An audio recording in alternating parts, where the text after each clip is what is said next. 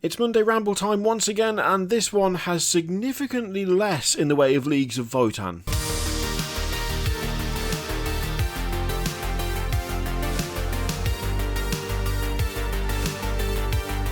Speaking of the Leagues of Votann, I'm pretty sure the box is still up for pre-order, so if you happen to glance at the description, there's an affiliate link where you might be able to buy it. If you want to, you might not want to, it's entirely up to you. I'm not going to get it because it doesn't have the models that I want in it. It has all of the ones that I'm not as keen on as the ones that I am. So it's not really the one for me. That being said, I'm going to end up with so many chunky boys from that army because they look quality. Sorry, chunky boys, chunky girls, and chunky Ironkin. All the chunk. The question is, what have we got coming up for pre-order next weekend? And the answer is Tzeentch. We have the new Battletome, Disciples of Tzeentch for Age of Sigmar, and I actually really like this particular cover. I can't remember what's on the current one, but that is a bold, powerful look right there. There's lots of really nice colours in there. It's actually a really good Battletome cover. Now, along with the new Battletome, we also get the Vanguard box, which is the Disciples of Tzeentch.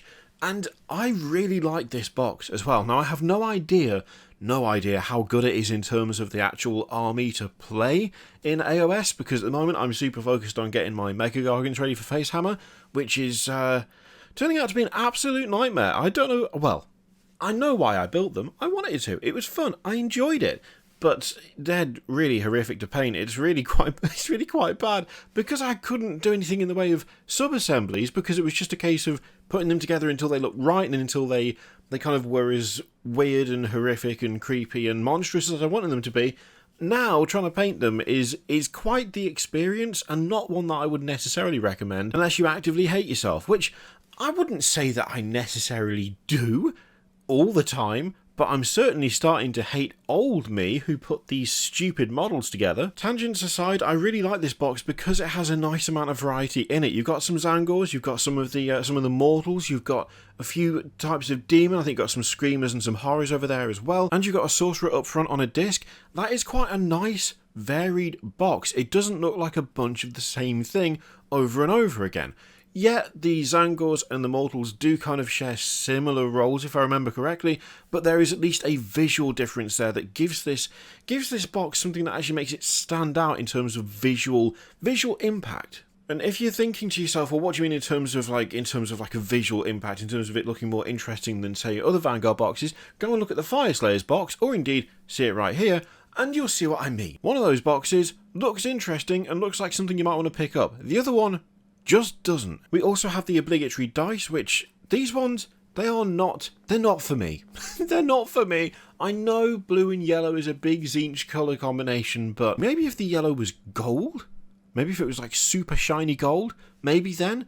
But this is not the look for me. Plus we've got the War Scroll cards as well, so that's nice. Now 40k wise, what we've got coming up next weekend is made to order Space Marines. So a bunch of these older sculpts have been gone for quite a while. You'll be able to pick them up once again. So if you meant to pick these up ages ago and never got round to it before they disappeared, this is your chance. I'm not too fussed about most of these, to be honest. I don't mind the Terminator Captain there. Looks alright, that's fine. The Librarians I'm not too fussed about. They look okay. They look fine. Not going to say they're bad. They're fine. But they're definitely not my favourite. They're just okay. They haven't aged too badly. I will give them that. I mean, the Terminator Librarian does look really good. That is a very nice looking model. I have to say, oh, that's actually kind of tempting. It's very, very excessive, very over the top. And even, oh man, even by the standards of the Terminator's terrible, non-physically possible stances, that's quite an egregious example because I think his arms start actually above his ears, which is an interesting anatomical problem to have, but that's got all the right bits for me. That's got all the right bits. Giant open book on a banner and on the shoulder, 2 open books. You can't ask more than that. Some nice flowy robes. We've got a nice open book on the shin as well. Oh, I actually quite like that. However, we do also have these, which are is it the Masters of the Vox? I forget the exact name of these, but these are all excellent sculpts. This lad with his twin Voxcaster reading from the giant scroll held by the hellish cherub baby servitor thing.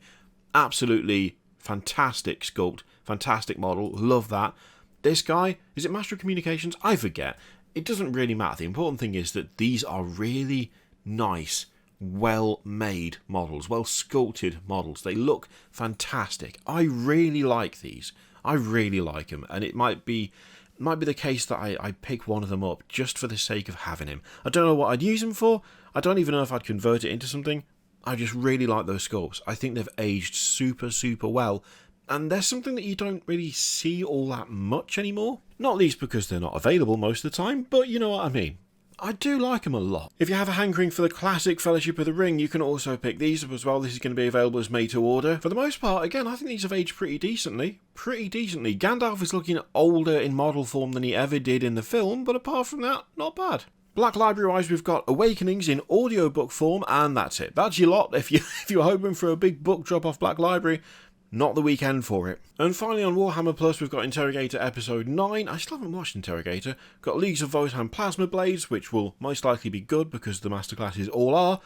Oh, Imperial Armour War Machines of the Lost and the Damned. Okay, I'm excited about that. For the Vault, we've got White Dwarf 476.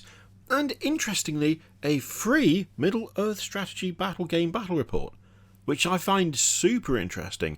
I'm wondering if they're going to start doing free stuff every week or like every other week or something to try and draw people in.